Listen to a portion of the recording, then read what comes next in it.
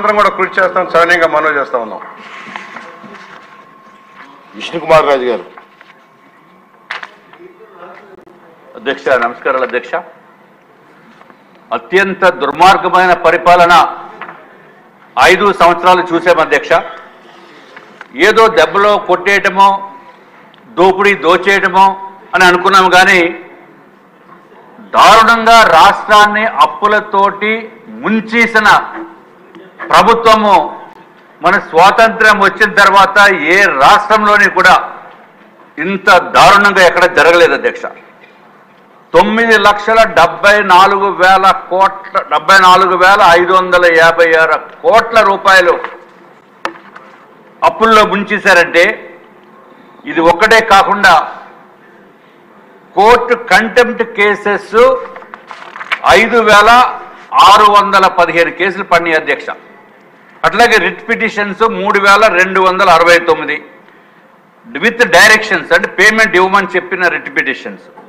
మామూలుగా writ petitions అయితే 16,104 కేసులు పడినాయి అధ్యక్ష. టోటల్ కేసెస్ 24,988 కేసులు 5 సంవత్సరాల్లో పడినాయి. అంటే ఆ ఇదివరకు ప్రభుత్వంలో ఉన్న వాళ్ళు సిగ్గుతోటి తలదించుకోవాల్సిన అవసరం అధ్యక్ష.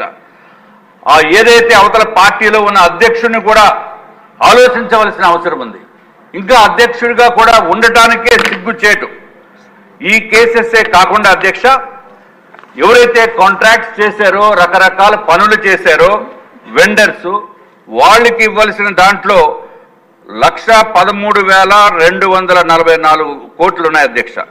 అట్లాగే బిల్స్ సబ్మిట్ చేసి ఇంకా సబ్మిట్ చేయకుండా ఉన్న అమౌంట్స్ చూస్తే అధ్యక్ష, సబ్మిట్ చేసిన అయితే అప్లోడెడ్ బిల్స్ అయితే 48,616 కోట్లు, ఇంకా ఎట్ టు బి అప్లోడెడ్ 86,608 కోట్లు ఉన్నాయి అధ్యక్ష. టోటల్గా 1,35,224 కోట్లు బిల్స్ ఉన్నాయి అధ్యక్ష.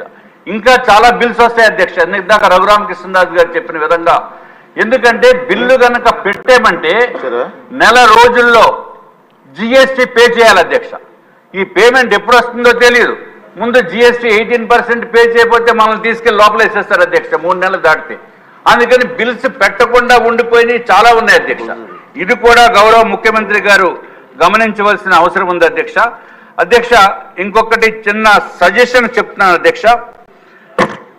దయచేసి గౌరవ ముఖ్యమంత్రి గారిని, అట్లాగే డిప్యూటీ సీఎం గారు పవన్ కళ్యాణ్ గారిని, కేంద్ర ప్రభుత్వంలో ఉన్న పెద్దలు ప్రధానమంత్రి నరేంద్ర మోడీ గారికి, అమిత్ షా గారికి, ఫైనాన్స్ మినిస్టర్ గారికి, ఇంకా కేంద్ర మంత్రివర్గంలో ఉన్న మంత్రులు అందరి టైం తీసుకునే అధ్యక్ష, ఇది ఒక వింతైన విచిత్రమైన పరిస్థితి ఆంధ్ర రాష్ట్రంలో ఉంది అంటే అది కేంద్రంలో ఉన్న పెద్దలకి కూడా తెలియవలసిన అవసరం ఉంది అధ్యక్ష. ఇండివిజువల్గా కాదు, ఏదైతే గౌరవ ముఖ్యమంత్రి గారు అత్యంత అద్భుతంగా ఈ ప్రజెంటేషన్ చేశారో అదే విధంగా వారు సమయం తీసుకుని ఈ ప్రజెంటేషన్ కూడా వారికి కూడా చేసే మన ఆంధ్ర రాష్ట్రానికి తగిన న్యాయం జరుగుతుంది అనే ఉద్దేశం అధ్యక్ష. ఎందుకంటే తప్పు మంద కాదు, తప్పు పాత ప్రభుత్వం చేసిన తప్పు ఇప్పుడు దాన్ని రెక్టిఫై చేసుకునే దానికే మొత్తం కష్టపడవలసిన అవసరం ఉంది. ఇది ఒకటే కాకుండా అధ్యక్ష, గౌరవ ముఖ్యమంత్రి వర్యులు మన ప్రజలకి కూడా తెలియచేయాలని చెప్పి వారు సజెషన్ చేయటం జరిగింది.